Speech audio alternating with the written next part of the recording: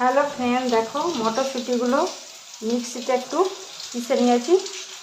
আর তোমার এখানে ধনেপাতা, কাঁচা লঙ্কা আর পেঁয়াজ সরু সরু করে কুচিয়ে দিয়ে দিয়েছি। তাই মটরশুঁটির বড়া করছি আজকে আমরা। গরম ভাতে মটরশুঁটির বড়া দারুণ লাগে। তা দেখো মেখে রেখে দিয়েছি আর কিছুটা কড়াইয়ের মধ্যে দিয়েও দিয়েছি।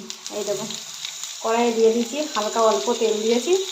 বেশি তেল দিলে এখানে বড়া হবে না, ছাকা তেলে করলে সব ছেড়ে ছেড়ে চলে যাবে।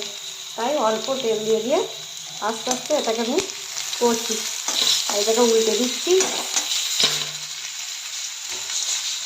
উল্টাচ্ছি।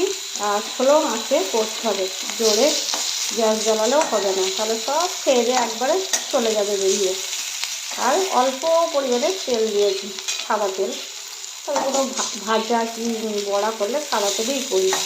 এটা ভেঙে গেলে একটু দেখছো, ঠিক হয়ে যাবে। এক পিঠ উল্টে দিলাম, আর এই পিঠটা আবার হয়ে যাবে, আবার তখন আর এক পিঠ দিয়ে একটু সেঁকে ভালো করে নামিয়ে নেবো। তারপর আমাদের বড়াটা হয়ে গেলে তোমাকে পুরোটাই দেখাচ্ছি। চলো এখন একটু পরে আবার তোমাদেরকে দেখাচ্ছি। ফাইনালি আমার মটরশুঁটি বড়া রেডি হয়ে গেছে, দেখো তুলে নিয়েছি। বড়া কমপ্লিট হয়েছে, ভেঙে যায় নাই, ভয় করছিলাম যে ভেঙে যাবে কিনা, কিন্তু ভাঙেনি, ভালোই হয়েছে। তারপর খেয়ে বলবো তোমাদেরকে কেমন হয়েছে। তা আমার বড়াটা কেমন হয়েছে একটু জানিও প্লিজ সবাই। মটরশুঁটির বড়া